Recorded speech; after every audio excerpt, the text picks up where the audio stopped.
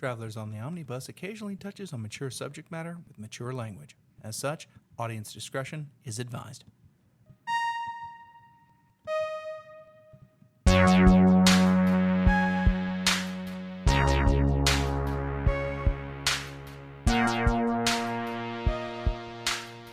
Welcome to Travelers on the Omnibus, a field trip through nerd and sometimes pop culture.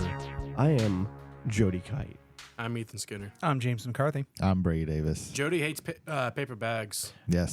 Yes. Yeah. He hates paying for them. I hate paying for them. I hate paper with every bags. bone in my body. He hates it so much. Down to my guts. He's got to unpluralize the word. That's right. That's right. Ethan, It's me. what have you been up to? So like the rest of the Gulf Coast, we recently had a hurricane. No, we didn't. We had a tropical storm. We had the tailspin. Southern Louisiana had a hurricane. Yeah. Technically, we did hit landfall, and it did affect us in some form or fashion. We were to the. It was to the east of us. So. Yeah.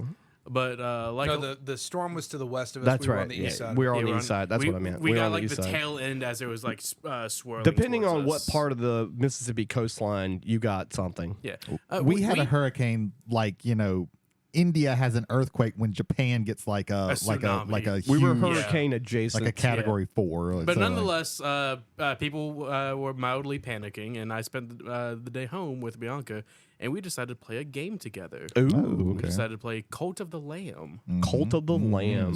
Is that like video goat? game or something else? the video game. is that what you're calling it? It recently came out with a co-op updates. So you can worship Satan together. Yeah. Exactly. So the premise of the game is you immediately begin by being sacrificed to a couple of like bishops of the old faith and whatnot. But instead of you going to whatever, Why can't it be rooks of the old faith? they themselves call themselves bishops. They're probably rooks in their line. This is way too late, but Jody, Satan is like pie. It's always better with friends. Yes. That is very true. And speaking of Satan, Didn't we establish, like, in episode literally 1 that everything is better with friends? Yes. Yeah. Yes. I think so. Except torture. We said torture. was not better than that. Torture. Yeah. Torture. But instead of going to some afterlife that the Lamb believes in, I'm instead saved by this old god that's bound in ethereal shackles that the bishops have placed him in. And so now I'm on a task. Bastard bishops. That would have made Christianity way popular, way more popular I'm if now- that was the backstory. Yeah. I'm now on a task to defeat the bishops and free the deity. Yeah. And You have to free Jesus in this Yeah. game. in doing so, Yeah. I'm also raising my own cult that worship me Oh, myself. okay. That gives me powers through their devotion. Oh, I like it. Yeah. That's how It that is- works. That It is is- exactly how that works. It is Animal Crossing meets Dead Cells. I thought it said Animal Crossing meets Ghost. That would be the best thing Yeah. ever. Oh, You man. know what? There would be great if there was an Animal Crossing sleep token crossover. You're not that far off. You're not that far off. Well, there you go. I'm not that far off, Yeah. Jody. But Also Brady. Yeah. It's really, Sure. It's really fun. Bianca's having a fun time with like the building of like your refugee camp, building the decorations. Refugee camp. Yes, because as we're like going out and like trying to find the bishops, there are cultists that are about to sacrifice the non-believers, the heretics, and so we defeat the cultists, and the ones that are about to be sacrificed is like, thank you for saving me. I will devote my entire life to serving you and only you. This is slowly sounding like the plot for Final Fantasy 13. I'm surprised you remember that much of the plot of Final Fantasy 13? I remember how convoluted it was. I remember. What about the false C? I And the remember LC Foul C and the and CC. Lust C. That is the and only thing. The And I remember CNC Music Pulse. Factory C. Everybody dance now. It's Pulse and Cocoon. That's Yeah. the only things I remember. Yeah. I remember you fight a big old dude with a gigantic face. Yeah. Like 3 times. And That's he's fair. like the best boss battle in the game. Yeah, we're having a fun time with it. We're already halfway through it, so Nice. I guess that's what a hurricane does to you. Yeah. That's what a hurricane does to you. That's me. That's you. What about Jay? I've got 2 video games this week. One is a suggestion from the God Emperor of Gaming and Magnar Gaming himself, Mr. Cameron Spanier, is Balatro. Balatro is a fun little pass-the-time card game where you're trying to make poker hands while trying to steadily beat a always increasing bigger blind. Yeah, in each ante, which is a round, you have 3. You have a small, bigger, and boss blind. You have to beat each of those consecutively, and as you're beating those, you get money to buy new cards for your deck, or to upgrade your cards, or to give you Joker cards, which give you bonuses, or tarot cards, which will give you bonuses to how your hands, possibly how your hands play out, or planet cards to how your hands will play out. Tarot cards as to just affecting some things that are happening to you in game. A very fun little game. It's about $15 right now on Steam. I would recommend to put for it on a sale. But the developer is regularly updates the game with some really cool features from what I've been able to tell. He's also, like you said last week, with what was the game you were talking about? Squirrel with a gun. Not Squirrel with a Gun, but specifically the Forever Winter. Yeah. The developer who's like, no, when he dies, the game I think is going to pass straight into like just the common parlance, so anybody can just use it. So like, I like that. I'm really excited about that. He's not looking to make this a microtransaction hell, so I'm all for that developer. So we just go kill the guy, right? And then we get the game for free. Travelers on the Omnibus it does not believe in killing people to steal their game design, Or for any other reason, for that matter. No, there's some reasons some people ought to die. I'm just going to say that right now, but not that. No, we need to protect Mr. Balatro as best we can, so that future generations can learn from his Yeah, let him get a example. few more games, and then we kill him. And then we have all the games. Travelers on the Omnibus does not support the killing of people to steal their intellectual Brady's property. been watching too many Netflix documentaries about crime. Joke's on you. I don't have Netflix. Joke's on you. He's blind. Don't ask how he knows so much about movies. He gets the Braille version, so he has to touch his television. He got electrocuted once doing that. It was I very bad. remember that story. There you go. It was fantastic. Not that story specifically, but No. the Braille story. Yeah, it's amazing. Yeah. Braille for television. My other video game purchase this week set me back $50. I rarely buy games nowadays on their release. Right, same. But when Marvel vs. Capcom Collection came out for Capcom, I was like, okay, it's time to start That's fighting. a good one. Yep. 7 games in total: X-Men, Children of the Atom, Marvel Superheroes, Street Fighter versus X-Men, Marvel Superheroes versus Street Fighter, Marvel versus Just Marvel Capcom. Superheroes. Well, I already mentioned that, but that was the second. Yeah, Marvel versus Capcom, Marvel versus Capcom 2, and The Punisher, which was the first game. It also has Children of the Atom. Did I not mention that one first? I thought I could have sworn I did. To be honest, I wasn't listening to you. One more time, and I may have to cut out the other one. So we have X-Men, I Children wasn't of the listening Atom. to you, honestly, when you started. So X-Men, Children of the Atom, Marvel Superheroes, Street Fighter versus X-Men, Marvel Superheroes versus Marvel versus Street Fighter. yeah, Then Marvel versus Capcom 1 and 2. and 1 and 2, and then The Punisher, which is a beat 'em up game in the style of Final Fight, which was another thing Capcom was very good in that era and time, and that is actually the first game from the Marvel and Capcom crossover, or not crossover, but Marvel versus Capcom. Say, hey, make games for us. The first one they did was The Punisher. Me and Jay actually played that Punisher all the way I've through. heard it's really good. It's fun. It's like hour and a half, quarter muncher beat 'em up game. I think we played it on a Final Fight is still my favorite of their beat 'em ups, but this one it's in a similar style. They bring in guns, lots and lots Well, of yeah, guns. lots and it's lots Punisher. of guns and great. You grenades. fight the Kingpin, Yeah. and then also something that's like a Sentinel, but it's not. Not a but Sentinel. It's kind of. Yeah. So, I wish one of those things would have one of these collections. I know it wouldn't be on this one, but I wish it would have maximum cards. Oh, well, X-Men, yeah. definitely that one Yeah, too. that was an LJN game. Yeah. Which is Maximum. crazy. LJN sometimes had good games on the Super Nintendo. Yeah. Sometimes. Not Wayne's World. But yeah. But in honor of that, now Brady and myself will now play Marvel versus Capcom instead of being a part of the rest of this episode. So you guys have a good one. Bye bye. All right. So Brady, what have you been up to? This is really awkward because I was the next person, so like, Yeah, I know. I either have to sit here and do the Let's bit just or step on. actually- Let's just step on this bit and yeah. move on. I mean, Yeah. who whomst amongst us hasn't?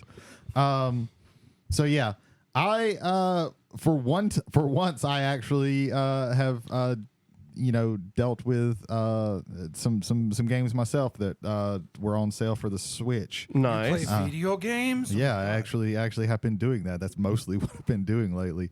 One of them I'm going to get over real quick. I got the Mega Man X Collection 1, which is Mega Man X 1 through 4. I've been watching some videos on YouTube and have gotten kind of the hankering to play those. I realized that I suck really bad. I'm terrible at them. I am really bad. I'm just going through 1. 4 is the one that I played the most because it was the one on PlayStation. Yeah, I remember that one. I would play 1 and just get my ass just wrecked Right. over and over. Really only make it past the chameleon boss. That's the only one. And I'm still getting my ass wrecked. But I'm going to try and play them and like get all the extra secret stuff and all that. Right. Are you going for the Hadoken? Yeah, on the first one definitely. Yeah, all of the Mega Man games all the collections were on sale. Yeah. This past couple of weeks. Collection on 2 all has consoles. 5 through 8, which all of those suck. So there's one for the original NES games. Then there's the Mega Man ones are solid. Right. They have. They're all, including the Battle Network or whatever, is also on sale. Or was. I think today was the last day, at least for PlayStation, for all of those collections. Yeah. So I got that, and I've been playing that a little. I also got a couple of RPGs, actually. One is called West of Loathing. Okay. Ethan's heard of this game, but I don't. I've heard it, I've played it, and I love it. So it is an RPG that is black and white stick figures. Oh, I love it. And you are a character who lives on a farm, and you decide to head west. So you just start walking west. And it's very tongue-in-cheek. Like when you go to these different towns, you can like you meet these like crazy people. So also there's this event that happened called The Cows Came Home, and they came home and wrecked shit. Like they're burning down ranches and killing people. Destroying families. That's destroying fantastic. families. It's very, very funny. I am a snake oiler, so I have a briefcase full of snakes. Oh, So I can summon snakes to fight with me. I love it. The other two classes are a cow puncher and a bean slinger. Yeah. The cow puncher is your melee faction, is your melee class, and the bean slinger is your magic, because beans give you magic in this. Oh, okay. It's pretty fucking funny. The funniest thing that I've done is twice dug through spittoons to try and find things, and it's just like it just keeps going to where it's like, are you really sure you want, like, this is really, really gross. Like the stench that is coming off is like the worst thing. Like it's you, the player, having a conversation with the narration text. Yeah, I love it. yeah, and there was one time where I had to go. So I went to the sheriff, not the sheriff, The sheriff. because the people who wrote the sign out there couldn't spell. Oh. And he was wanting to do some sheriffing, but the door to the cell has been stolen by bandits, so you had to go get those. And I went through there, and there's like, so you come in, and like the guy on watch is sleeping, and you can go, well, do I just ignore him, or do I wake him up, or it just goes, just shoot him.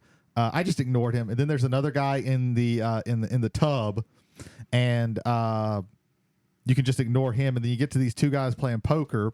And the first time I got to them, like I got in a fight with them, and they have I still haven't figured it out. I need to actually look it up and see how the game is played. You play with like action points, and everything that you do costs a certain amount of action points, and it doesn't seem like there's any way to like get them back that I could see. Again, I need to like actually look it up. Right. But so I just kind of you can just kind of give up and just kind of start again. Oh, So I okay. started again, and the next time I walked in there, I was like, "Hey, who are you?" And you're like, "Oh, I'm Mike," pretending to be one of the other guys, and they're like, "No, you don't look anything like him." And he was like, "Yes, I am." And I was like, "Hey, you gotta go because the law's coming." They were like, "Oh shit!" Like, and I just went and got the door and took it to the Nice. There's a lot of like tongue in cheek, like funny, like achievements that you can get. Like, Yeah. if you like run into like enough cactuses, you get the prickly achievements. Yeah. That will give you a buff to your defense. Nice. But you also have to do things that you wouldn't normally think of, like. I didn't do everything that I could possibly do in the first town because you got to get 3 sticks of dynamite, and one of the ways that you get them is like you go to a canyon and you lose to like the 3rd snake. So like it's all kind of to get everything. I think you would probably have to like go by a guide, and I'm just gonna try and wing it. But it's very funny. I really enjoy that one. And then the third game that I played, that I've actually played the most of, it's called Child of Light. It's an RPG, but it also has some like exploration. It's not quite like a Metroidvania, but it is kind of close to that. It's interesting because it's you have a lot of side scrolling that you're doing when you're walking and moving around. And it starts off kind of being a platformer, and then like very early you get wings, so you can just kind of fly anywhere. Right. So, and it's very interesting. You play this little girl who is like, she was a princess in Austria, and she dies, but instead of like passing on, she goes to this other world where the Queen of Night has taken over, and you have to get the stars and the moon back to go back to where you came from. And it's very fairy tale-ish. It's very storybook fairy tale. Everybody like rhymes except for this jester who like can't rhyme. And you have this little teardrop looking thing, piece of light called Ignatius. They call him a firefly. Right. And he like flies around. You control him with like the other stick of the screen on the screen, and he like flies around and can like get things and everything. And it's really interesting. The system in battle is very interesting because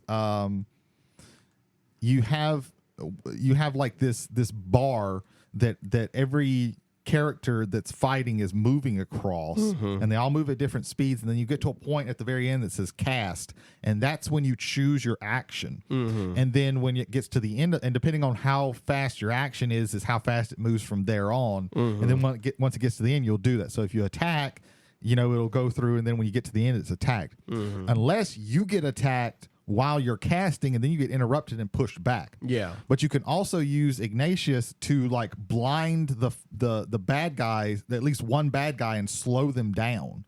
So you can kind of control who's going there.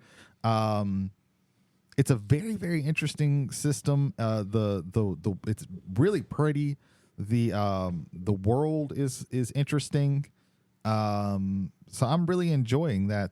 All the enemies are interesting because they all appear on the screen like whatever kind of enemy you're probably gonna fight. And if you get close to them, it's like the old RPG where if you get close to them, they're gonna run to you. But you can use Ignatius to blind them, and then you can run behind them and get a free basically attack. Like you can start further up on the little queue thing. So that's very interesting. But yeah, that's what I've been doing. I also I started it's not a new book, but I started a book. I'm rereading Brandon Sanderson's Warbreaker. I wanted to reread this because there's a lot of these characters that's in this book that kind of show up in other stuff. And this one, it's a standalone book. It's one of the couple that he's done that's completely standalone.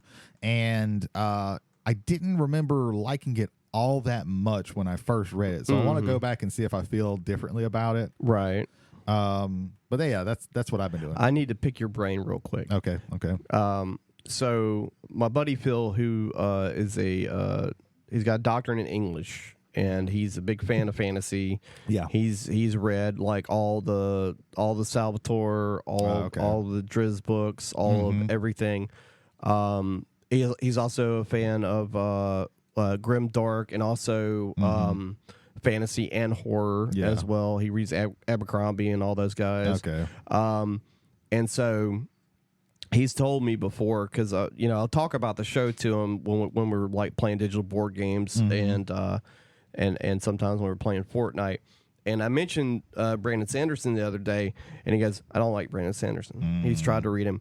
And he asked me to inadvertently, like, he asked me adjacently to ask you a question about Brandon Sanderson's writing. He said that for his personal opinion, he's read a handful of books. Yeah.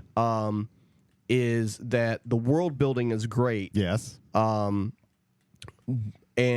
the a lot of the stuff in the world is great. Yes. But the characters are very one dimensional. That is actually not a common criticism that I've heard. I thought you were going to say the prose is not that good, and he does have very plain prose, Right? Especially in his earlier books. Yeah. I don't mind that. I like nice flowery prose, Sure. but I don't need that. Right.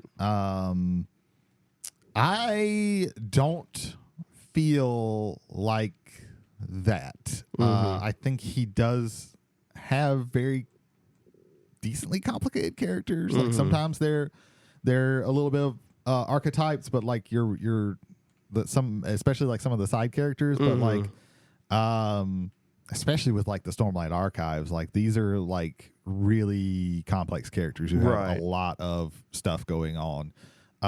Even in like his first book, Elantris, I think that those are not the most complicated characters, but they're still decently complex. And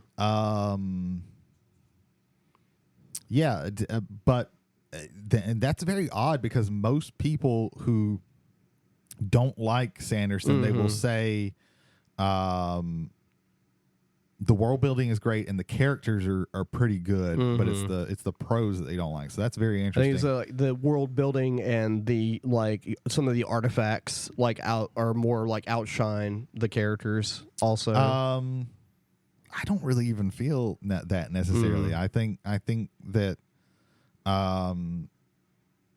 like I can't think of any character at least like main characters that I've read that now it might not the character development might take place over multiple books. True. I say maybe the main character of like the Mistborn series is a little bland. I would like to know like what he's read. I'll have to pick his brain on it. I would like to know what he's read to see like who, because that's very interesting. Yeah. I think also it might just be the fact he's read a lot. Like he's like you in that regard. Like he's read a lot of books. So maybe he's comparing it to other things. I'm not sure. I'll have to ask him some more questions on it. I need to start getting on reading some of those myself. Some of those Brandon Sanderson's book. So yeah, all right. So cool. So me. So I discovered recently that a lot of games that I really enjoyed, indie games that were on the Xbox 360 Live Marketplace, are available on Steam. Oh, okay. I'll mention a few of them later on down the road, but right now I'll mention a fun little twin stick shooter called I Made a Game with Zombies in It. I've mentioned this before, but it might not have been on this show. So it's a fun game. It's free on Steam. It's a twin stick shooter, and the guy who made the game made it by himself. And he was, at the time he was in a band, and so they make the title song for the game. So it's unlike other, twin stick shooters. There's a song that plays out throughout the whole game that you're playing, and it's a wave game, so you have like waves and waves of monsters and zombies and some weird shit. He that's the song title too. It's I Made a Game with Zombies in It. Interesting. Okay. Yeah. It starts out without us getting copyright. It's like, welcome to my game. I put zombies in it for your pain. I made a game and put zombies in it. And it just keeps going, and there's like parts of it where it's just instrumental stuff. It's fun. It's free. You should try it at least once. It's a twin stick shooter, so it's shit if you're trying to play it on mouse and keyboard with the WASD, it doesn't really. You're not gonna live long doing that at all.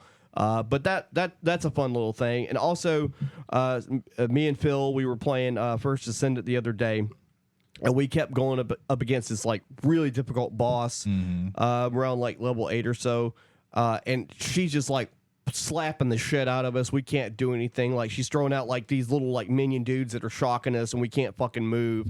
And it kept queuing us in with like noobs, and it was like the third time we tried. I'm like, all right, dude, this is it. Like, we don't beat this chick right now. We're gonna play something else because because it's like the first time it was like nothing's worse than playing a game for like 15, 20 minutes on one boss and just getting your ass handed to you the whole time. And so I'm like, this is it. And so for some reason, someone queued in at level 30. That's the cap, I think. Oh wow! And so we go in and like. By the time, because he's on PS5 and I'm on PS4, by the time I load in on the event, he one-shotted the enemy. Oh, damn. And the thing is, though, after playing it for an hour, I was okay with that. And I actually got a trophy for having a boss fight without taking any damage because I loaded in and the fight was over. Which it's fine. Like in that instance, I was okay with it because we had tried it multiple times and I was over it. So in that instance, I was okay with that. And then we've been playing Fortnite. The game is fucking wild. There's so many special, but they've introduced Black Panther's claws in the game. So there's even more gloves that you can use. You can have like. You know, they haven't like limited the amount of special items you can have, so you can have Captain America's shield, War Machine's like rocket gloves, Black Panther's gloves, those are ridiculous. Jetpacks, auto rifles, it's just like the solution to any problem is put more problem into the solution. Just let everybody and then they made a release that said that they were going to nerf how much the jetpack drops. They didn't do that. Every time you open like any chest that's not normal, there's like always a jetpack there. So that's a thing that's been going on. Also, there was a massive sale that's been going on PSN, and I bought Mortal Kombat X, the base version. Watch Dogs 1 and 2, the base version, and I bought the DC fighter made by Mortal Kombat. What's it called again? Injustice. Yeah, Injustice 2, the Legendary Edition, and I got all those games for $20. Oh wow! So I tried playing Injustice 2. I bought that a while back for the PlayStation. Yeah. I had fun with it. I just didn't have. I like fighters. I just don't have time to spend time on fighters. I think it's one of those things where if you have someone that's dedicated to play it with you, it gives you a lot more play out of it for sure. And we'll probably play it for a while, maybe. We played UFC 4 for way too long against each other, just because I like having a real opponent to play against it. I know. So I played it for about like 2 hours yesterday. I really enjoyed trying to figure out stuff because, it's playing a new fighting game. And, I played the first one, but I don't remember anything about it. The Injustice games are interesting because all the fighters have like a little thing that they can like. That's kind of like a little special side thing, right? Like I think in the first one, like Wonder Woman could switch between like her lasso and a sword. And I know in the second one, the whole reason that I got is because Black Adam's a fighter, right? And he can summon like little things that he does. Summons little lightning balls. And he can do things with them, right? They kind of float around him, so, right? Yeah, it's an interesting game. I played it. I played through as Joker and as Robin. Robin's really cool. It's kind of like almost Nightwing Robin, in a way, but not not really fully. So I was on YouTube, and I don't know why this entered into my into my algorithm or whatever. But I watched it, and it was a live concert from like the day of that not the concert happened, but it was uploaded. And it was a show from Red Rocks by the DJ Rez.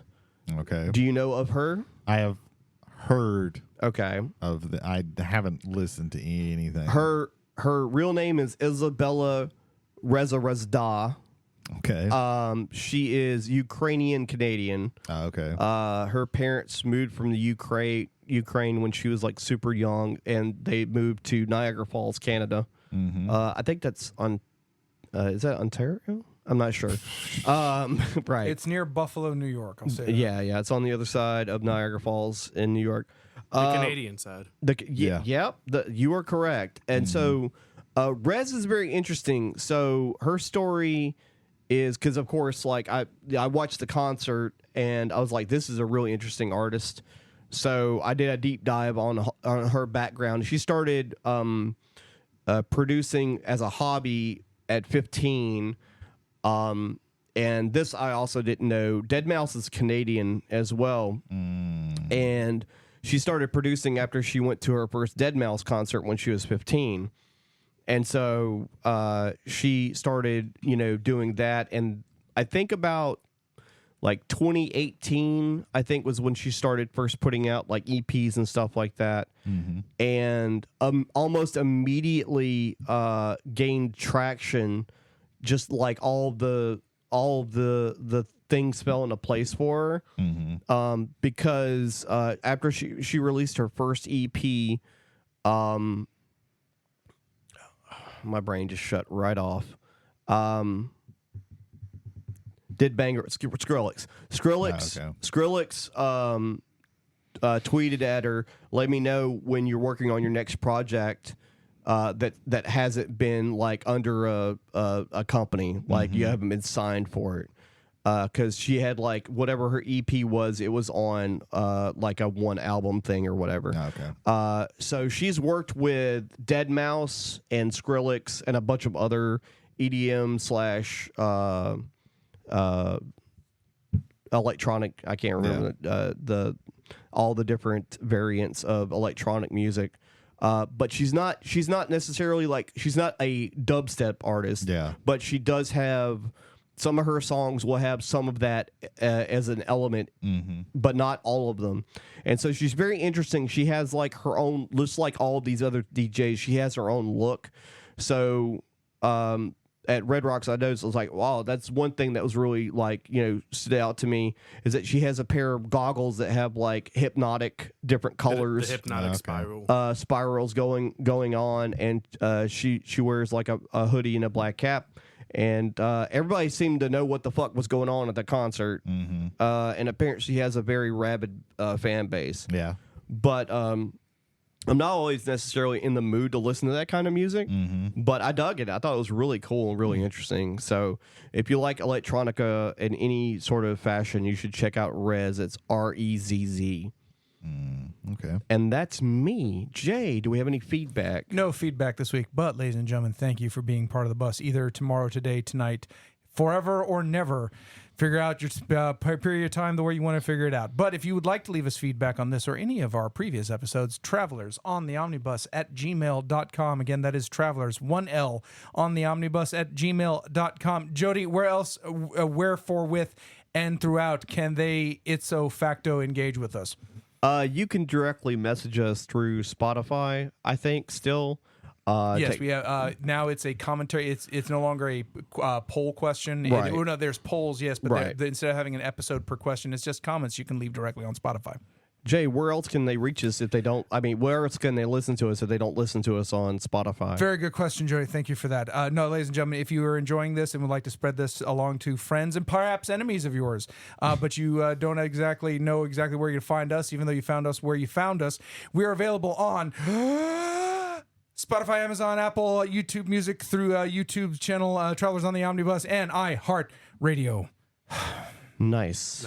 I was legitimately playing Marvel vs. Capcom noticed. 2. It was great. I believe you. Awesome. I will start doing something secondary while we're doing the show from now on. Excellent. That'd be great. I think it is time now for our main topic. Welcome back. Oh, were we gone? Yeah, Maybe. we were gone for about 20 minutes, and I'm eating food right now because I was told it's not something you're supposed to do. Because I'm a rebel. You're breaking all the rules. Tonight we're talking about what makes a compelling hero, and also what compels a hero to turn into either an anti-hero or a villain. Or a vigilante, I guess, in certain situations. So I'm going to open the floor up. Ethan, what makes a compelling hero for you? A compelling hero.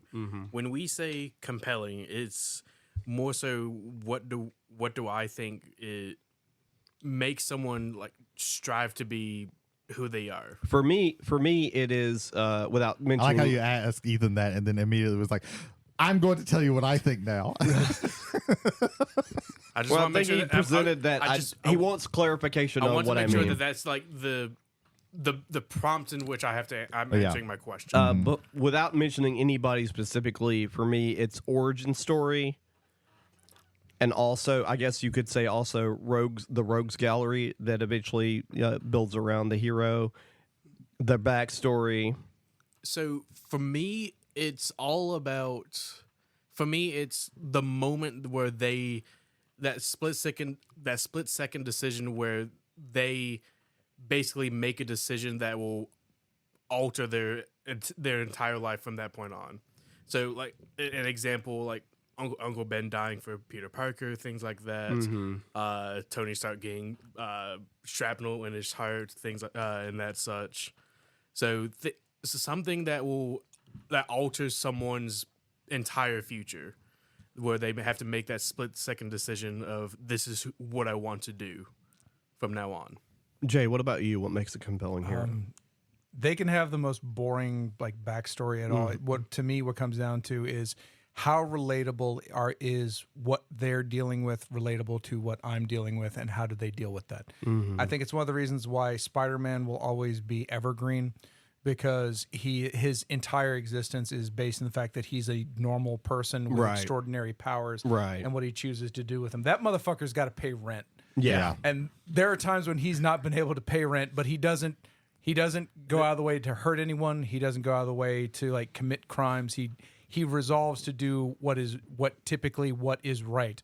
And so that to me is what makes a compelling, really just a compelling character as far as a protagonist goes, is someone who when faced with the choice, and it would be the easy choice to choose evil, doesn't. So I think of all things, like I'll even mention this. I think Harry Potter, tremendous hero, because young kid, like he could have at any time chosen to go much darker. He had ample reason to. Part of his spirit was infused with that of the most evil, like mortal evil that had ever existed in his universe, and he just continued to choose good. Right. And it goes to, like, to me, I think a strong moral compass. I think it also goes to a strong family, and not just the family of blood, but more so the family of choice. The people he chose to be around were actually also good people. I think that's something that kind of stands out to me for some of my favorite heroes.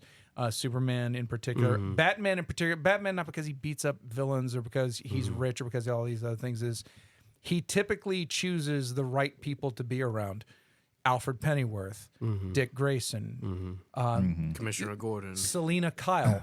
Which I think is, if we want to talk about the redemption of the villain into becoming a hero, I think she's a fantastic example of that. Brady, what to you makes a compelling hero? I do want to.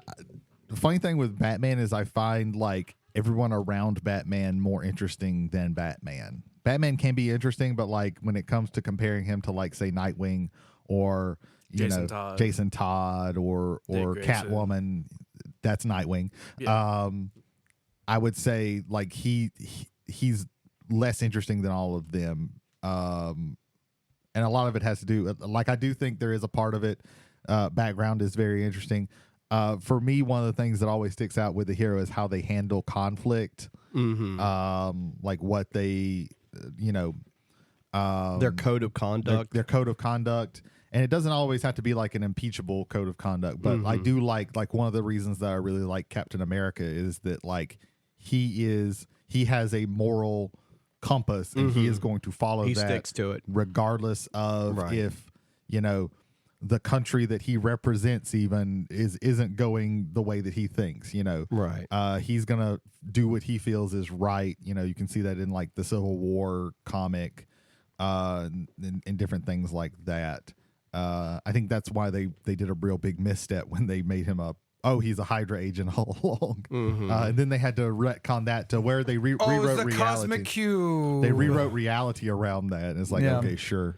For me, when I mentioned briefly before, I was waiting for everyone to get their opinion about it. And what I mean by origin story for me personally is when their story, the origin of when they decide to become a hero. Yeah. For example, like piggybacking off what Jay is talking about, Spider-Man. Like when Ben dies, and it's his fault, he makes the choice there. That choice, that is the origin of him becoming his hero story. That is the origin. Superman. I'd like to talk about Superman for just a brief moment. Superman.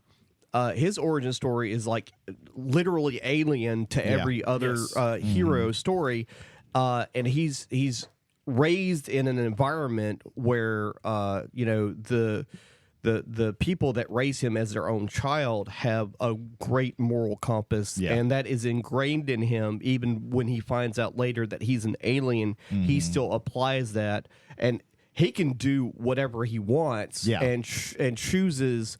I'm sorry. Go ahead. And chooses to side with what seems to be life and the pursuit of happiness in the American way. For me, like Superman is one of my favorite superheroes, and it's because of the idea that he is practically omnipotent, but he chooses to not use those powers for evil. He chooses literally every single day that I'm going to protect the weakest among us, that I'm going to do my best to move humanity into a better place. And he could wake up, and this is often what someone like Lex Luthor argues, is that he could wake up tomorrow and just decide, I'm going to take over the world, right? And he could do it, and he has done it, and in like alternate universes. Sure.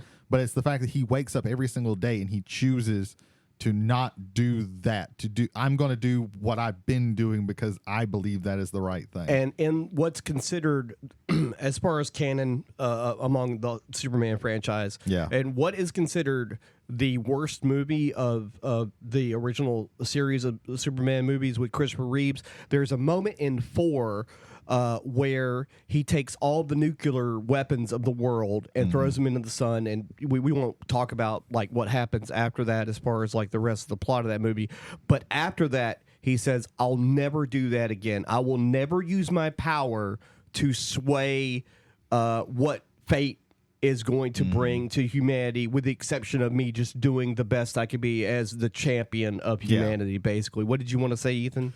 Superman is by far is hands down my favorite superhero. And like you were saying, he's omnipotent, he's all powerful. He can choose to do absolutely nothing for the human race, but it is his moral compass and his worth ethic, his beliefs in the sanctity of all good in life in general, that he assists humans, he assists everyone when he is available. You will see him like taking down fires from a building. You will see him rescue cats from trees for little children. He is. I mean, during the golden age, it was every single time he would just stop a robbery. Exactly. It was just stop a robbery. Lois Lane almost finds out Clark Kent's Superman. That's it. And he still chooses to do that every single day. And he's just hands down like amazing. Yeah. A lot of people will like complain like, oh, he's a boring superhero and everything. he's a hard hero to write a story for because he is so powerful. Right. That's why All-Star Superman by Grant Morrison is one of my favorites. Comic books period, but definitely Superman's. It's probably my favorite Superman story. And that is him at his most powerful.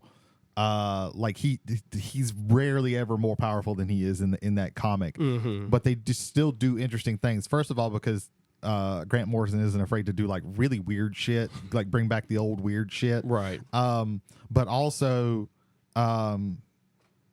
he's as powerful as he gets, and he's still like he stopped somebody from committing suicide, like and like he's going about his day, and he still has time to do that. And he's dying in that book, like he is getting as powerful as he's get. That's also killing him. Right. So he's also, this isn't a spoiler because it's like super early in the beginning of the comic. Sure, but he's doing things like little things like that still towards, and this is towards the end of the comic where he's like very close to dying.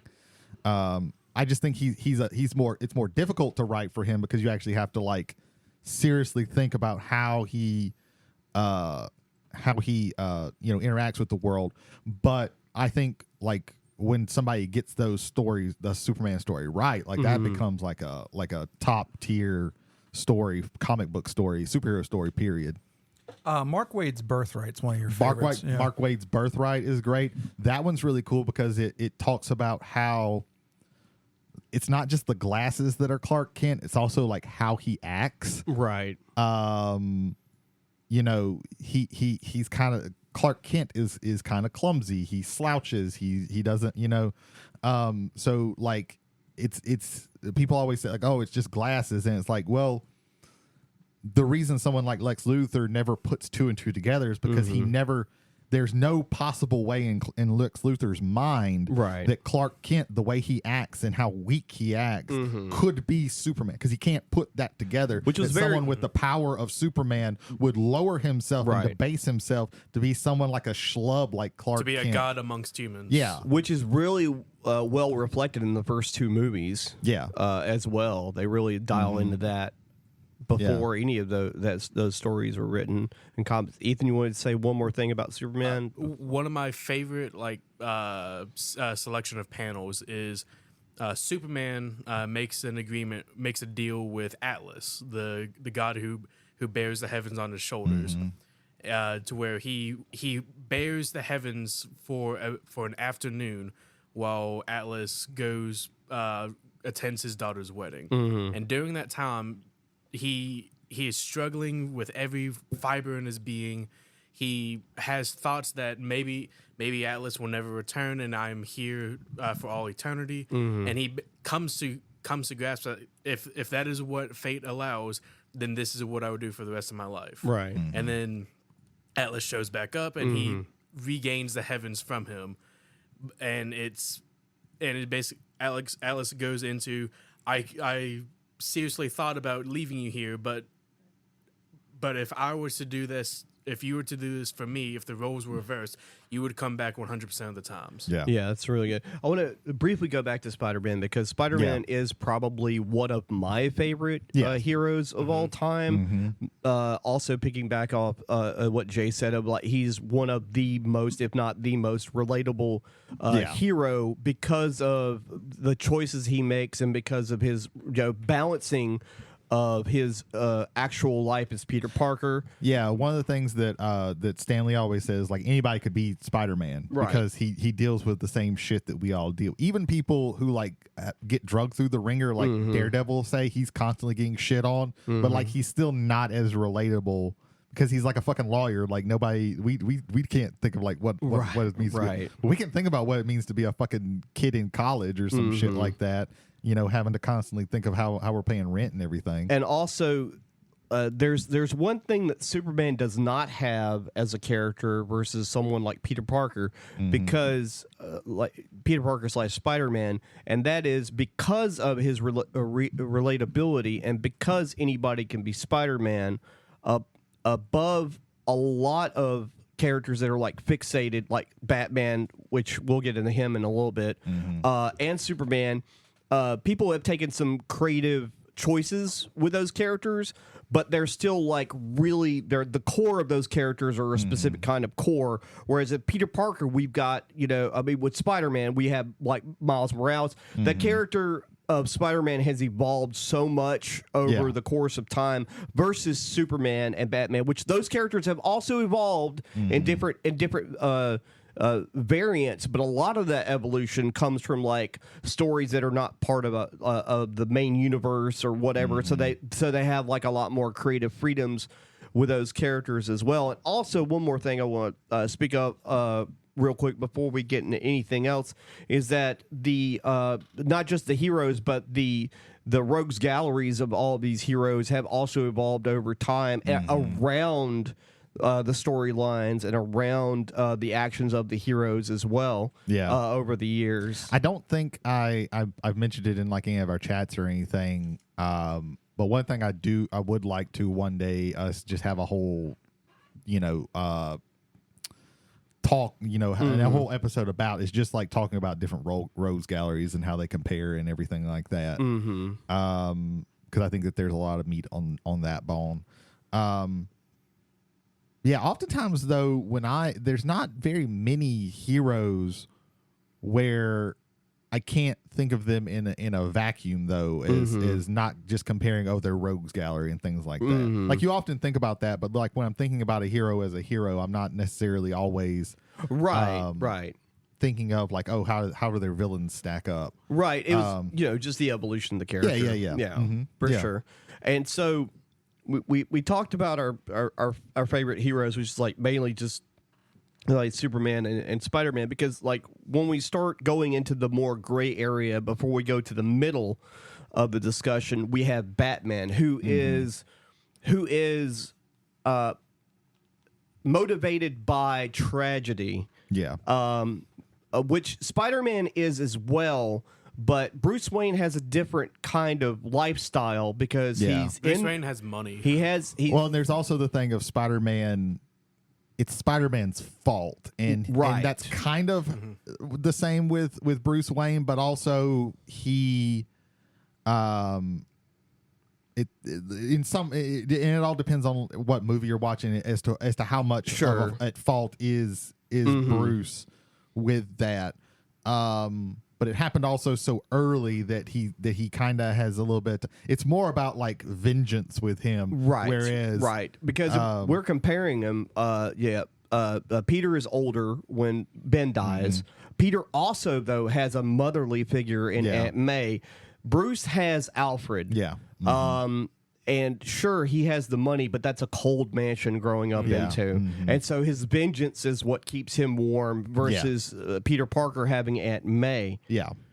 And so Bruce, again, he is fueled by vengeance. His most of the stories written and rewritten are mainly aimed at the reason why he became Batman. It wasn't to stop crime. It was to find the people responsible for killing his parents. Or am I wrong in that regard? Oftentimes that happens. It depends. Batman's history is consistently rewritten. Not the basics of it, but the main question of is who killed his parents. There's a definitive answer now. That could change literally tomorrow if DC wanted to. It's changed like 10 times. But Joe Chill was the original murderer of Batman's parents, and they flip-flop that. And right now, as I understand the status quo, Joe Chill has been caught. Joe Chill is in jail. Yeah, oftentimes one of the things, like the difference between Earth 1 Batman and Earth 2 Batman is Earth 1's Batman, the killer was never brought to justice. And in Earth 2 they were. Like And then when Crisis on Infinite Earth happened, they kind of merged everything, and I think they ended up where they were brought to justice. Except then in Zero Hour they redid it, and then in Infinite Crisis they redid it. That's the thing that keeps being rewritten over and over and over as to not. Sometimes it's who killed him, but oftentimes it's just the very question of was this person brought to justice, and how does that affect Batman? But yeah, and that's like the arc of the newest Batman movie, The Batman. That's the arc of it. Is he starts with, I'm just going out here to beat the shit out of criminals to get back at all of them who fucking killed my mom and dad. And at the end, then he figures out, oh, maybe I need to do this to actually help people. Right. Like helping people was a side effect. He was like, no, you're a bad guy. I'm going to get you. I'm going to beat the ever living shit out of you. It was more so an afterthought. Quick aside, because this is something that's kind of been in the back of my head. Are you going to watch the Penguin series? Maybe. I don't know. See, I'm fascinated by it because Colin Farrell has become like one of like the top character actors in all. Like I would almost say all time. There's a movie, I can't remember the name of it. I watched it and I can't remember the name of it, where he plays a boxing coach and he's just fucking fantastic. Right. So anytime I see him in part of anything, he's great in Banshees of Inisherin. Yeah. If you haven't watched that, him and that other Irish actor who I have a huge amount of respect for. Brendan Gleeson.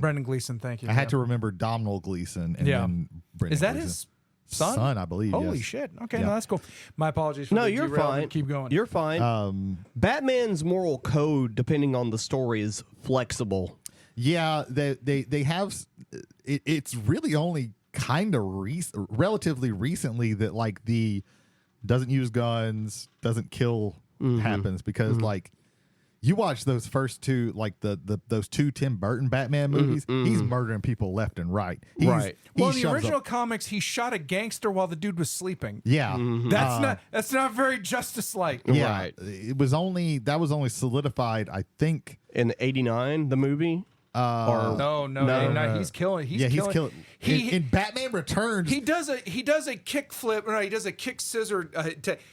Jams a guy into a bell, then pulls him back and then throws him down an entire bell tower. No, that dude will be fine. That's not a murderous act. No, not at all. There's like one of the There's a clown. net at the bottom. There's like clown. There's one of the clown dudes in Returns that he like just straps a bomb to and pushes him down a hole. I think that one was played by Doug Jones.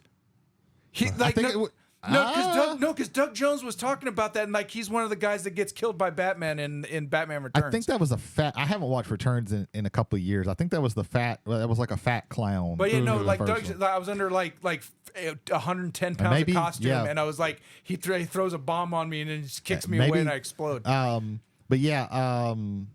I think it was post-Crisis when that was really started to be established as Crisis on Infinite Earths. Right. Because there's been like 18 crises now. I think that's when they started to establish the doesn't use guns, doesn't kill. The killing was probably a little bit earlier, but because there's the episode we talked about before when we were talking about Batman the animated series when the robot version of Batman like flips out because he took a life. It was definitely established by the time like the animated series happened because that was pretty established. That's actually two big moments from Infinite Crisis and Final Crisis because in Infinite Crisis they actually, before it got to the printer, they removed the scene where Batman tries to shoot Alexander Luthor because he has a gun pointed on him, and in the scene in the cell there's two versions. The one that didn't get it to the printer where he goes click, which means that he tried pulling the trigger on him, and there's the one where he's just pointing the gun at him. And then in Final Crisis, he kills Darkseid by shooting him by actually shooting him while he's getting hit by the Omega beams. And that creates a whole story which I think was goofy and stupid. Grant Morrison is literally one of my least favorite writers because I think a lot of the stuff he over contrives. To a point where it doesn't because it's too much to be interesting anymore. And that's Final Crisis, I agree with you on that. Final Crisis is a mess, but that whole post Infinite was bad. Crisis, No, I'll give you that. Except for 52. 52 I think is great, but like everything that was they had 52 issues. They had enough room to be able to like build a story everything out that of was that. leading up to Final Crisis is an absolute mess because depending on what you read, different people are dying in different ways at different times. And Final Crisis is a mess. Although I personally really like Grant Morrison because they do like. They're not afraid to do weird shit. With I liked his work on The Invisibles. Yeah, I knew you were going to say that. That's a really good comic book series. But like all of his superhero stuff in the DC and especially in Marvel, I like none of his X-Men runs ever. So I like that stuff. So transitioning into like Batman is like sometimes hero, sometimes vigilante. But almost never anti-hero. That's a different like a group of guys. I'll start talking about like the DC before we get into the Marvel anti-heroes. So DC has like would you consider Lobo an anti-hero, or is he just like Lobo. I consider him a Sometimes. villain. Yeah. Even when he's doing good, he's Right. doing it For solely his own benefit. for For his self-profit. complete personal benefit. Yeah. He is kind of like, The cool villain. yeah, he's kind of like, I think he usually leans towards villain, but there are sometimes, like, again, in the aforementioned 52, he is pretty anti-hero and almost hero, because he like takes a vow where he's trying not to kill people. Like he becomes like a space pope. It's a whole thing. 52 is wild. Yeah. The new 52. Yeah. That's not new anymore. Yeah. Which doesn't they exist redid anymore. that too. They Yeah. were like, Yeah, nope. Because the new 52 sucked. Yeah, I Yeah, heard. and then they did Countdown and to Well, Final Countdown Crisis. Countdown in was and of before its- that. Was before this. Because The when new it was the 52 new was when they 52, the and new then there was 52 was Countdown, like right? no. It was so Jesus. They had Infinite Crisis, Right. and then they did 52, which is after that, Right. And then they did I don't remember what they called it, but there were issues that were happening. 52 was like the year between Infinite Crisis and all of the other comics that started over at like 1. Yeah, and because then there was- and there then they was a had year- Final Crisis, and then they had a whole bunch of other things, and then they reset every single thing about 5-6 years ago with the new 52.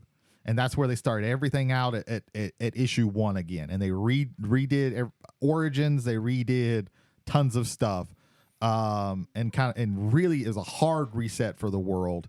And that was after all of that. And then it was Convergence, where they kind of redid everything and kind of brought it back in line to where it wasn't quite as sucky as before. And then they wrote Rebirth. Rebirth was when they finally Convergence. They did a little bit of tweaking, and then Rebirth was when they just completely was like, okay, I thought fuck all this Rebirth was shit. Green Lantern specific. No, I thought Rebirth that was everybody got redone. That was a whole thing. Now there might have been before that a Green Lantern Rebirth, because there's all these other things, but I know that there was a Rebirth event that reset everything again and kind of streamlined things and made things not as shitty. We are getting a little off track. Yeah, we're getting way off track. We're going to have to rest stop half of this comic book conversation. So DC anti-heroes, besides Lobo, and sometimes... That's it's weird, because now that I'm thinking about it, there's not many, I don't You think. can make arguments for John Constantine being an anti-hero, at least in Yeah. the beginning of stuff, but then also he wasn't in regular DC continuity, so Yeah. you have He's in that also Vertigo. in play there. Yeah, I would say You would argue, you could maybe argue the entirety of the Authority, which was Yeah. which again was a Wildstorm creation, which once again does not come from the DC universe, but Right. it's now in part of it. Right. Vertigo was where a lot of those like edgier anti-hero-ish. Right. Sandman's almost Guys. kind of, because he's Yeah, Sandman's kind of beyond human moralistic. what a hero or an anti-hero. Sandman, the Endless themselves just kind of do Exist. what they're supposed Yeah. to do. Right. Would you consider Catwoman anti-hero? She has at times I think been that, but I think she's either a hero or a villain. I don't at least for me. I don't see her as. I think most of the time I would say that's true, but I think that there have been spots where she's been more grayish. I can't think of them off the top of my head. Like the worlds like blend together, but it's like very rare where it happens. the Yeah. issues for me when she's her grayest, when she straddles that line, no pun included, particularly about who I'm mentioning, is when Frank Miller's writing her. Well, he usually yeah. Like I think I would say like in the long Halloween continuity, there's a lot of times where she is really in that the second book, Dark Victory. Dark Victory. I think she's more of a, well, maybe I'm wrong with that. I don't know. But one that is definitely like was a villain for a very long time and is definitely now to me has gone back and forth since the aforementioned 52, and that is Black Adam. Right. Because he is always, at least even when he's trying to be heroic, he is still like a pretty brutal person, because that is just his personality. Like he's not afraid to just kill somebody because they're doing the wrong thing. Or in any way making conduct bad. Yeah. Like he offers a dude like sanctuary and conduct, and then he's like, well, I'm gonna try and be better now, so I'm just gonna rip this guy in half in front of all of y'all. But he's one who's always like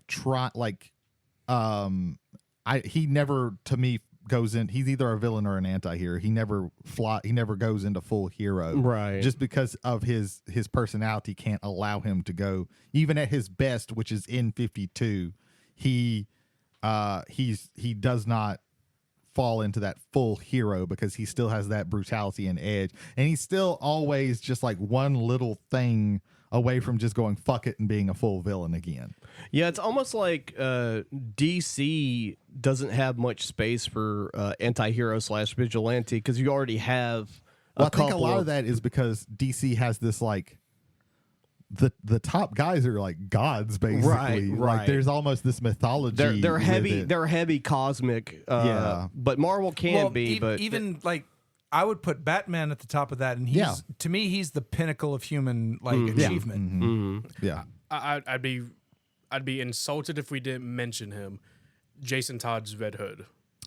Does everything for the right reasons, but is still brutal in all of his ways. He's now started to be more of a full-on hero, but he definitely, when they brought him back, he definitely was. He was a villain, and then he became like an anti-hero. Basically, his ideology of doing everything Batman would, but making that final, but taking that step to eliminate the criminals. I would say also doing what Batman would wants to do, but going the extra steps to achieve that. Yeah. I think Huntress also falls into that category. See, Huntress is close, but I always think of her as lost. And I mean that, and just like she wants to do this and she wants to do right by it, but she just doesn't know how. And there's always this weird tension between her and Batman, depending on whether Batman is her father or Batman is her mentor or both, and they both don't seem to kind of work sometimes. I remember the scene in the last. I will say this: Grant Morrison, once he's followed up by Mark Waid, I like some of his writing. When they had World War III in the Justice League, and they had Prometheus. Prometheus was beaten because he downloaded Batman tricked him into downloading the muscle pattern of Stephen Hawking, which turned him into a cripple, which then allowed him to Batman to beat the shit out of Prometheus. And then Huntress just took him to a pocket dimension, was about to just kill him. It's like, we don't do that. I'm like, you just turned this man into a cripple. What are you doing? And then like, you're off the Justice League. What the fuck? Ethan is dying, but Ethan, you wanted to say something, and I want to say one more thing before we move away from DC because we don't want to be here all night. My thing does not hail in comparison to what Jay just said. No. Okay, well, Ethan squashed. All right, you're welcome. Yeah, thank you.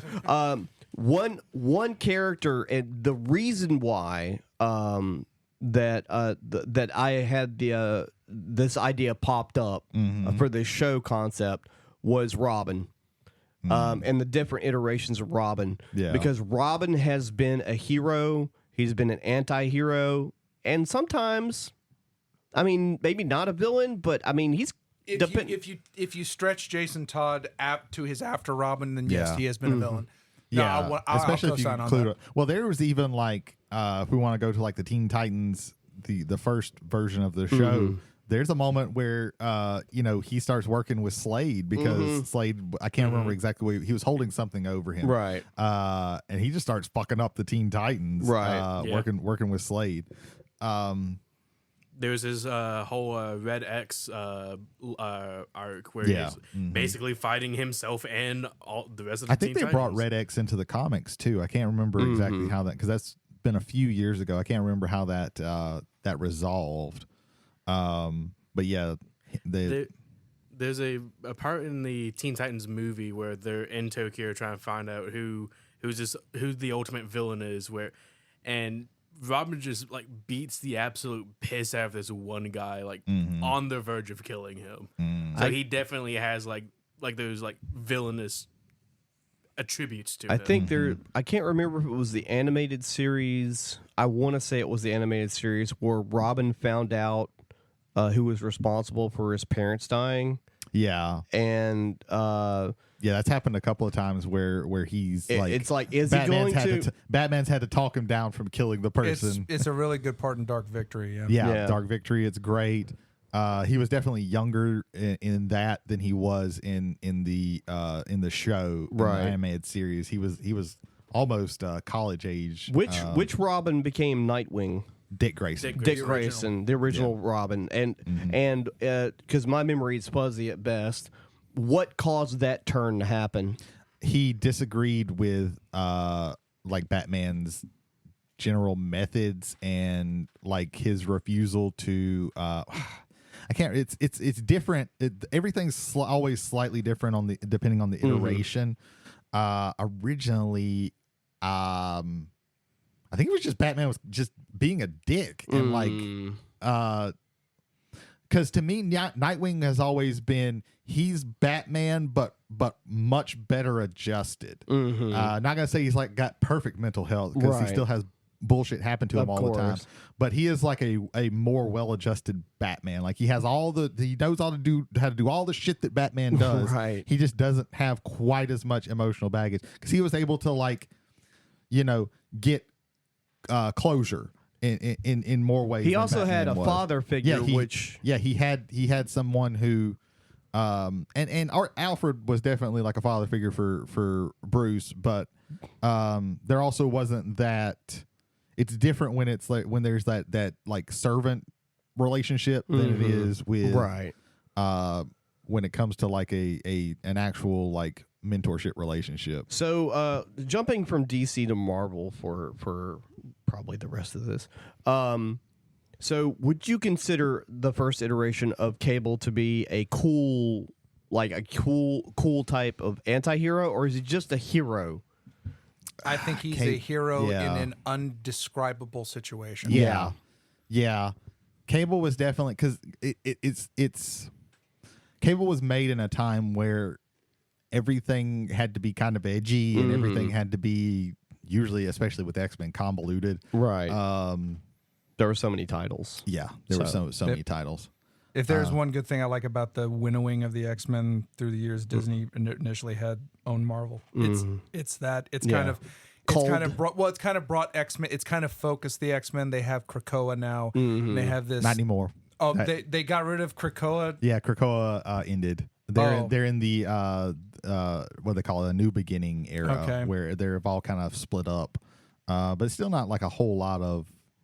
There's still, to be honest, they were doing a shitload of titles with Krakoa, but but there was like somewhere I think I remember it was like somewhere close to 30 original titles that had the word X-Men on them. Yes. And Wolverine was on all of them. That man didn't sleep. Yeah. That man didn't sleep, and he had more frequent flyer miles than anybody else on the planet. I remember in the early 90s when the Executioner song crossover happened, and there were at the time 23. Yeah. There were 23 different titles that were connected. There's definitely not as many as that. That were connected. That they weren't all called X-Men, but they were connected because that's when issue 1 of Cable came out. Issue 1 of a lot of those came out. They were all connected through that one story arc. 23 comic books over 23 different like series. 6 titles now, because there's a couple. That's way more manageable, and it's way more you can trace with it. Because like Storm has her own thing. There's like 2 or 3. There's like 2 X-Men titles because there's 2 different teams. There's like X Factor, but there's 2 different teams. Yeah, as opposed to like a billion. One team with 5 books. It's like 2 teams with a book apiece. That's way more manageable. So Marvel seems to have more quote unquote anti-hero / vigilante characters. There's a lot of vigilante characters for sure. But we have, of course, currently Deadpool's very popular because of the movies. Yeah. Deadpool's considered an anti-hero / vigilante. Yeah. I would assume, because again, most of the time it's for his own reasons. At least in these movies, it seems most of the time. Well, it feels like a lot of like nowadays, an anti-hero is basically a hero that is okay with killing. Right. That's kind of been what it's right now. Right. That's kind of what it has been I guess, distilled down to. I don't necessarily agree with that. Right. But right now, I believe that most people that are in like comics or comic book movies right now that you could call a hero, an anti-hero, they're okay with killing. Like they don't have predilections. I still personally consider that to be anti-hero behavior. Yeah. Well, that is definitely something that an anti-hero that falls under anti-hero, Right. but I don't feel like that's the only thing. Right. No, definitely. There's a variant there. Like, for example, like just for a second, jumping back to DC with the Suicide Squad movie by James Gunn, especially, like Harley Quinn is still not a good guy. Yeah. You know, or good girl or whatever you want to call her.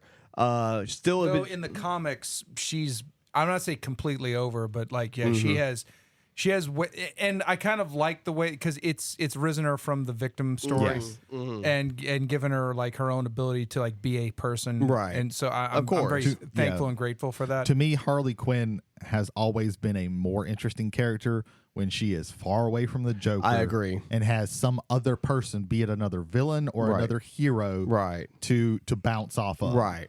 Like her chemistry with Batman and almost everything. There's an episode of the animated series where Harley's, I can't remember exactly what it's called.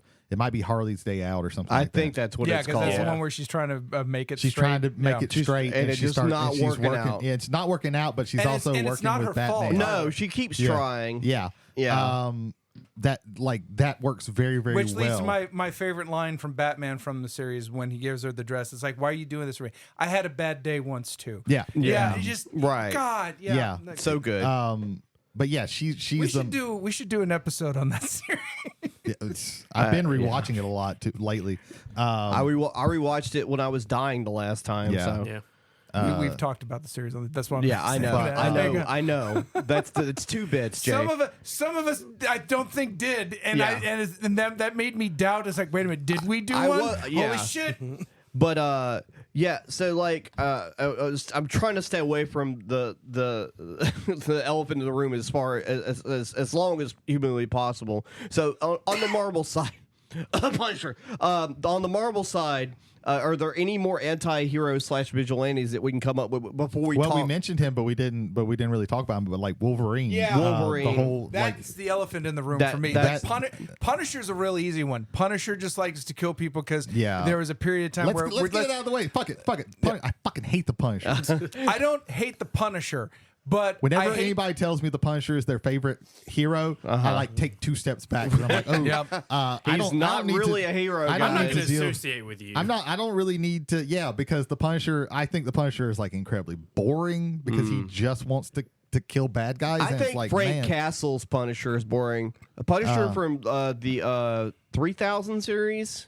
There is a Punisher that I fucking love. And I know that and he's not even named the Punisher. It is the Cosmic Ghost Rider. Yeah. Who is Frank Castle in an alternate timeline who became Ghost Rider and then also became a Herald of Galactus.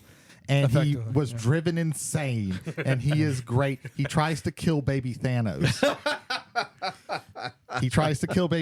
And then he can't. And then he's like, oh, but what if I just raise him? And that made Thanos worse because it's a Thanos that was raised by the Punisher. They're like, you don't understand. You don't understand. This is so much worse than what Thanos used to be. I always have to go in these situations. Always have to go with the analogy that happens in The Hills Have Eyes Part 2. When you ask yourself, what's worse, the cannibals eating the baby or the cannibals raising the baby as one of their own? But don't answer that question. But yeah, there have been some interesting stories with Frank Castle. I think some writers kind of suck his dick a little bit too much. Yeah, for sure. War zones are hit and miss me. I do like the Garth Ennis Punisher run, the original Garth Ennis Punisher run. I will say this: let me co-sign. If someone tells me Punisher is their favorite hero, yeah, that gives me pause. But if someone were to tell me I think Frank Castle is probably my favorite character. That's an angle on that I'm willing to take because it's about PTSD. It's about dealing with major psychosis in a completely major and terrible way. So I think there's something to be said from of looking at Frank Castle as a human being dealing with these things, and honestly, in my opinion, a lot of times making the wrong choices, even if they're for the right reasons. It's also the notion of the road to hell is paved in good intentions. But like if it's like, I have a problem, let's kill it. That is legitimately 1995 to 2005, like writing thinking. It's one of the reasons why The Crow always kind of bothered me because The Crow is not about justice. The Crow is about the crow flies over your soul and returns to your body to enact vengeance and not get justice. Yeah. It's a selfish act to get for vengeance. Justice is the end and the aim, and I think that's where you get less anti-hero and more villain with a good cause. I don't mind The Crow because The Crow is meant to be like a singular event. Like he gets where he's going, he gets his vengeance, and then that's it. They extended the story in the movie because in the comic books there was only the 5 guys and it's literally just those 5 guys and Fun Boy is the last one. But yeah, Spoiler. The Punisher, I just find like most things about him just so boring. There was an interesting interaction in the original Civil War where he's on the anti-registration side. He's on Captain America's side, and Captain they're hiding underground and shit, and they actually recruit some villains who are we're not super high level villains, but this is bullshit too. We want to join y'all. Right. And they're like, okay. And then the Punisher just shoots them. And then Captain America beats the ever-living shit out of the Punisher. And he asks him, why aren't you fighting back? And he's like, you're the fucking symbol of America. I'm not going to fight the symbol of America. I'm not going to fight you. Yeah. That was the most interesting thing of original Frank Castle that I have ever read. And then outside of the Punisher, you also have interesting, especially now in more modern storytelling, you have villains that are more out villaining the original villain. For example, Venom was the original opposing force for Spider-Man. It was definitely a really good parallel between those two characters. Yeah. And then Carnage shows up, and then eventually Venom becomes less evil over time because Carnage is just crazy. Just out-villaining him, Then you have other extreme versions of the symbiote, more extreme than Carnage. And then you have the king god of all symbiotes, and then it's I feel they have stretched that taffy as far as it can go. I guess that's a pun on the symbiotes, right? But yeah, I think also Venom is kind of a jilted lover. That's the reason why every version the actual suit, actual symbiote, everything Venom attaches to in some way, shape, or form has it in for Peter Parker, right? Yeah, Flash Thompson, Eddie Brock, things like that, and they always just become Spider-Man adjacent. Never, even when he does Flash Thompson, he's got a more of an armored look, but he still is Spider-Man. He's still doing Spider-Man shit. Yeah. So and the symbiote itself plus the personality that it attaches to just amplifies the hate for Peter Parker. Yeah. At least in the early years of that. Yeah. But yeah, and then like you said, he Eddie Brock became the lethal protector, which is that's if you want to say if you want to boil down most anti-heroes into 2 words, that's it: lethal protector. Right. Not everyone, obviously, but that's definitely that's a good synopsis of most anti-heroes. Yeah. Right. We mentioned Wolverine, but we didn't really talk about him. Right. Because to me, he's the biggest because he starts out villain really because he starts out as a Hulk villain. Yeah. And then slowly we were able to start building this character more. The greatest thing that I think they ever did for Wolverine is origin. And I think they did it for the right reasons because the first X-Men movie was coming out. And there was this internal discussion inside of Marvel. It's okay, so these movies are starting to get made. they're going to want to explore where he came from. If we don't do it first, they're going to do it, and their version of it is going to trump and supersede anything that we do. Oh yeah, 100%. So we better let's get this done, and let's get this in the books, and then and so they actually gave the backstory to him. That's one of the few times where I thought the backstory was very done, because I think that was, God, who was that? I know the Kubert. I know the Kubert brothers did the artwork for it. Origins artwork is fantastic for a regular series run. I think it's like one of the top 5 of all time. And I think they gave him and then they gave him his memories back. Which annoyed the shit. Is one of those things, because if you don't know what your history is, they can just keep adding shit. Right. Yeah. Of course. And I'm okay with him spending time in Japan. I'm okay with him being in World War II, World War I. Like I'm okay with him having these points in time where he existed. But that can persist infinitely if you keep that door open. Like he could have been in the Crimean War, and he could have also been during the plague. And I don't mean the Spanish flu, excuse me. That's what I meant to say there. So you can tack on all of these things in his history that it's like, and then that point it becomes the issue where it's like every X-Men book has Wolverine in it. There's 32 issues of it. How does this man sleep? When does this man do anything for fun? Jesus Christ. And then, lesser usually, not as many, original hero that something really fucked up probably happens and turns them from hero to straight up villain like overnight, which is like Hawkeye. Really, I mean, Hawkeye turns into a villain, and then he kind of flips back whenever I mean, at least to my knowledge, like when he turns into the assassin after the snap happens. Oh, you're talking about in Endgame? Yeah. Okay. Yeah. Hawkeye turns into Ronin. Yeah. In the comics he was really more of a, and I feel like they would want him to be explained more as an anti-hero even in the movies, but in the comic books when he became Ronin, he was definitely an anti-hero. He was just like I just said, like it basically added that he's okay with killing.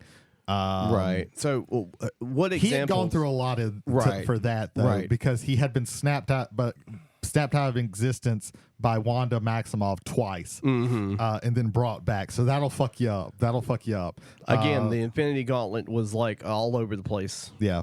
Well, this is House of M. That's House of M. House of M is totally different. And thing. Avengers Disassembled. Yeah. Which because Disassembled happens in House of M. They happen Disassembled happens when she snaps and kills like half the Avengers.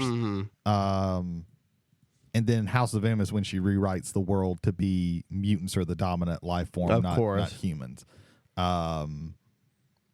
She's one who becomes a villain. Yeah, for a very long time. That's a good example of one. Until what was it called? The Children's Crusade. She wasn't around after House of M, but she was basically seen as like persona non grata. Because she, because she has reality warping powers, she starts to lose her grasp on what reality is, because you can change reality. Of course. Like what does it matter what is true or not? I think that's after like Vision dies, and Vision died, but more importantly, her children were erased, and then they put a block in her with the help of Agatha Harkness, put a block in her brain that she didn't remember her children. And that, I like the concept of Avengers Disassembled, because it got me the new Avengers, and it got me Spider-Man and Wolverine in the Avengers finally. But what I didn't like about that is they were very quick. It almost to the level of One More Day quick, especially with how magic and reality powers work. Because there's a part where Stephen Strange comes in and he goes, she's using her chaos machine. Listen, I'm the Sorcerer Supreme. There is no such thing as chaos magic. There had been volumes of him working with Scarlet Witch on chaos magic, and then he's just telling everybody, "This doesn't exist. What are you talking about?" Yeah, no, that whole scene, I didn't like that. Magic in the Marvel universe is a whole thing, because they constantly are rewriting the rules and everything. So when she finds out, here's how she finds out. her and Janet Van Dyne Wasp. They're at the pool. They're at the pool at the Avengers Mansion, and they're talking about stuff going on. Like, oh my, Hawkeye and Janet Pym had a thing for a minute. And it was a stupid. I'm gonna divert to so many things. Stop, Jay. Yeah. So it's comics, so like it's kind of hard and so not to. they're talking at the pool. It's like, and Janet just goes, remember when you had your kids? Oh, I mean, no, that never happened. I had too many mimosas. I gotta go pee. Do you have to pee? I gotta pee. And she just runs off. And then there's the scene of Wanda looking like, and then she goes to Agatha. It's like, oh, Wanda, how have you been? Is it Agatha? Where are my children? And she's like, she drops her fucking all of her tea and shit. Like, okay, Wanda, we need to talk. And then she just blows up Agatha. Yeah. And then she just goes around and she murders half of the Avengers. And the Avengers have to go to pieces. So in the movies of the MCU, at least, thanks for that. You have her as a villain originally, as a villain with her brother Quicksilver, and then that is funny because she did start in the comics. She also started as a villain because in the comics she was Magneto's child. They turned her hero. Similar storyline of like Vision dies, and so she in WandaVision recreates reality. Yeah, they're actually able to do something kind of similar to what they did in the comics. You know, cutting out like all the extra stuff so they don't have to do like House of M and shit. And then that would be cool. And then she evolves back into being a way more of a villain that she started in the MCU anyway. Way more of a villain. Yeah, we see the Scarlet Witch in Multiverse of Madness. Yeah, in the Multiverse of Madness, she's a fucking horror villain. Yeah. Like, she's ridiculous. With the perfect director to do that. Yeah. I just rewatched it because it was on. It was on. I want to say it was like TBS. And I was at work and I was able to put it on the background. Right. And rewatching that, I really appreciate the fact Sam Raimi got to do that. Oh yeah, there was some wacky shit. That is an action movie, but it's a horror action movie. Right. There's some wacky shit in that movie. It's one of those where they a lot of what they did is really good, but then there's some things that I know were mandated by Marvel that they threw in there that really make it annoying. They did the same thing with Wakanda Forever. Right. Wakanda Forever. But you also said that they did the same thing with Eternals, just up to like 55. Like they did a really Eternals shouldn't have existed in the MCU. If Eternals, they would have said this is just an alternate universe, which they could have because they were doing all this. They were introducing all this multiverse shit. Right. It would have been fine. It would have been perfect, but it would have been fine. See, my problem with that, it's that they had to make it in the Marvel universe, so they had to have Black Knight and this world-ending event with on this planet with all these superheroes, and nobody. Like, I think it was, what was the most recent thing? Was it the Marvels or was it there was one of the most recent MCU movies or shows, they finally fucking talked about the giant stone celestial that's poking out of the earth, like next to New Zealand. I think that was the Eternals. I think that was the Eternals. That happened in the Eternals, but until the most recent thing happened, that might have been the Marvels. That might have been the Marvels. That might have been the Marvels. Nobody ever mentioned it, and it's like, motherfuckers. Like the whole point of a continued universe is that somebody's gonna have to talk about. Well, they've washed over a lot of things recently too. Yeah, especially with the actor who played Kang. Yeah, they Jonathan Majors. They pretty much like and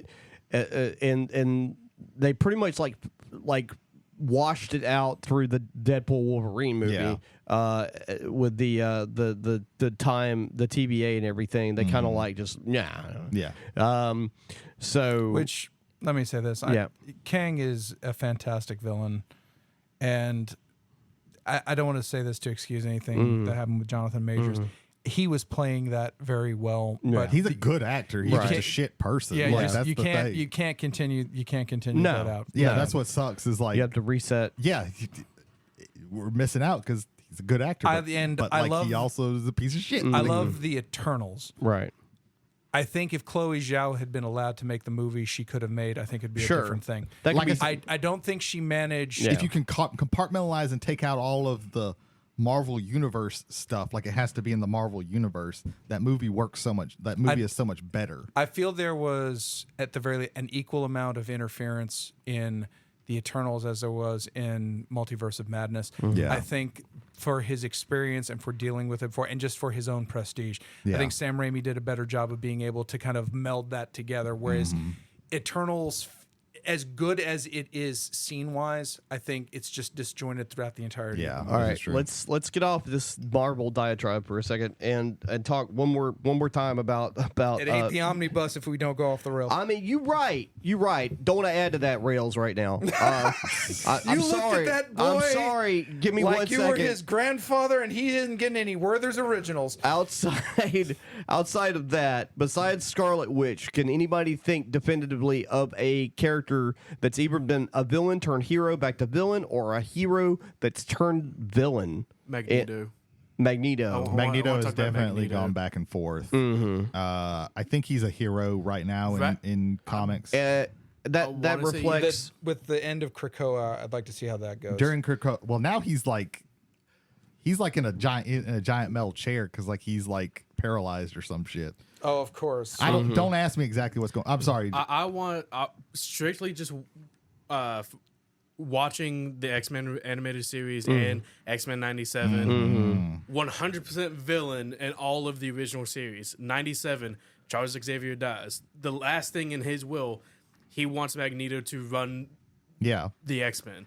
And not only is Magneto still continuing with the rights of mutant kinds, the coexistence between them, he still wants to do good by not only himself and all of mutants, but also by Charles Xavier. Well, yeah, he's very gray though, and his moral compass is very gray because he will go by any means necessary to fulfill any of his own ideals of what he thinks is right. Well, You his say thing, gray, I say extreme. yeah. Well, his thing is like I will kill a human to save a mutant because they will kill us regardless. Right. So everything that I do is justified. Right. I think the best like, especially recently, the best like distillation of like how Magneto thinks is that that second episode of X-Men 97 where they put him on trial and he explains like everything that I did. Like so many good lines in that where he that was like an amazing. Where he talks about when I grew monologue. up, I was persecuted because my people dared call God by a different name, and it's like, oh shit. Yeah.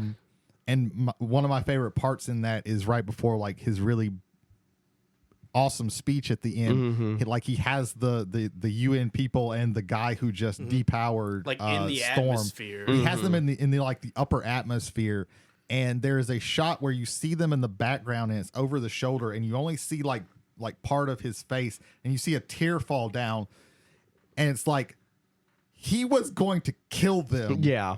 Until that tear fell down and he hit like, I am trying to be better. Right. Like, and he was like, I want to just drop this dude, right, and watch him burn up in the atmosphere fucking bad. I think it goes like beyond that. It's like I want to kill everyone that did this to her. Yeah, yeah, but and it is him. But I'm going to choose to not holding do this. back so hard that it causes him to tear up.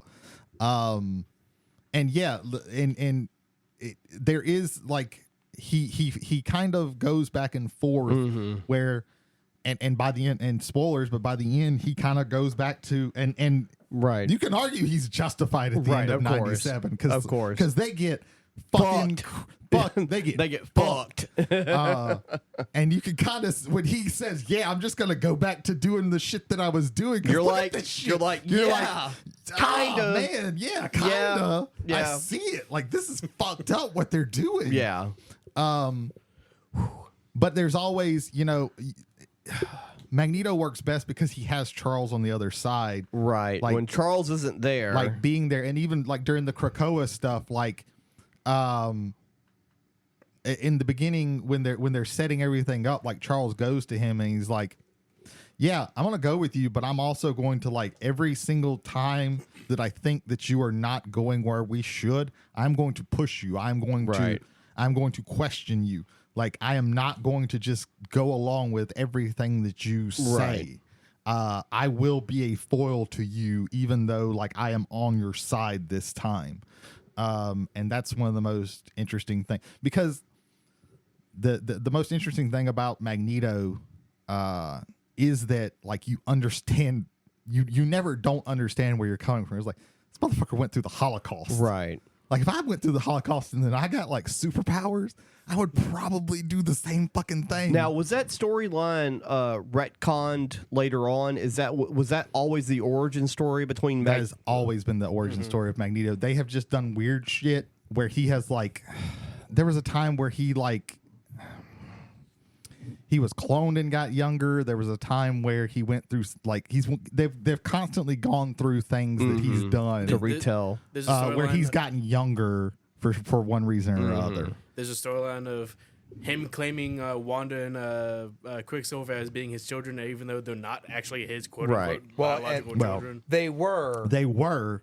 It's just that because Marvel didn't wanted Fox to get less money, right, they retconned them to where they're not his children anymore. Hopefully they retcon it back, because they're creations of the High Evolutionary. I don't think I think it works best when he does have, like, children and things like that. But children who can both side with him and disagree with him. Yes, that has been some very interesting things where, especially because, like, he kind of plays favorites. Polaris, has always been, he's always basically like Polaris and Wanda, and, like, he's always kind of been like, fuck Quicksilver, and Pietro's a dick, so I see it. Right. Pietro's that's another one who is it fucked up that my favorite card of his in Marvel Champions is his obligation card, where he's in line at the grocery store and it's an old lady picking through her change, handing the money out, and he's just like, oh my god. We do have one more thing before we move on to the end of the show, which we need to be getting to.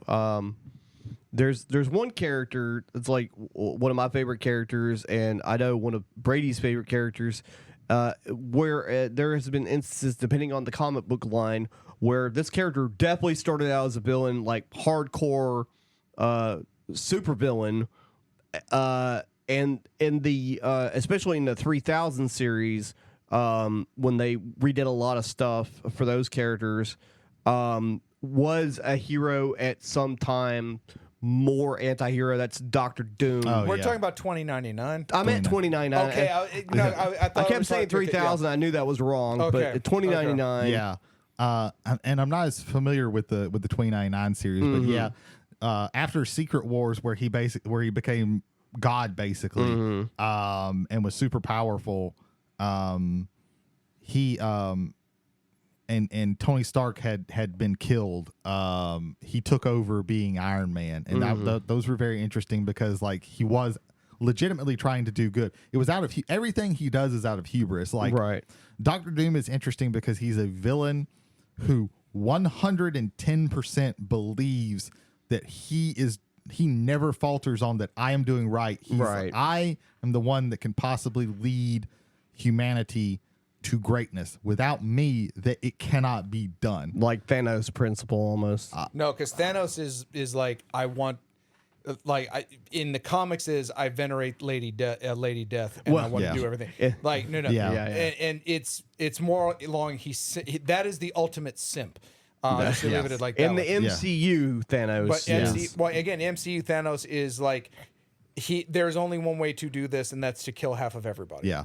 But only he can do it. Like, there's an interesting comic where Doom attacks Wakanda, and he's trying to steal all their vibranium. And he gets through, like, there's like layers of security, and he gets through, and Black Panther and all the people are trying to get to him, and he gets to, like, the very last thing, and it's like a mystical ward. And Black Panther's like, there is no way he's getting past this, and it's because you have to come through it.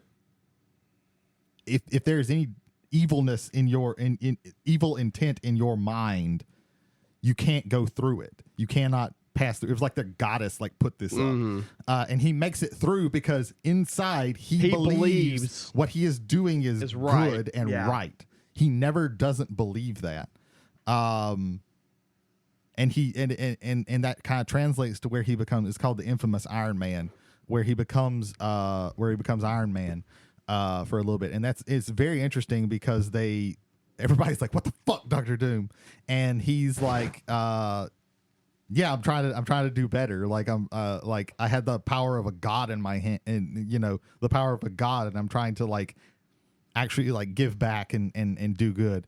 It's been a little while since I've read that, but I need to reread that. But do you think that's the impetus for having Robert Downey Jr. play Dr. Doom? I don't fucking. If there's a seed of that in there for that I reason? think the impetus is that they know that Robert Downey Jr. is going to put butts in seats. That is, I have no other belief other than the most cynical belief in that. I also think that's a one-off. Final thoughts, anybody? Nope, he's got like 4 movies. Yeah. He's $95 billion for like 4 movies. Yeah, both of the next Avengers movies are going to have him in it. Yep. Final thoughts.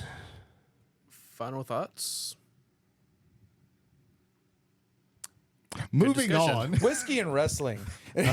Oh no, we're actually no. Okay, Whiskey and wrestling. Michael Hill and Jason Holder bring you a week's worth of news and views in the world of professional wrestling, along with strong libations, which you can pair and hopefully enjoy as you're watching that. I like the Outrunners. I don't love them.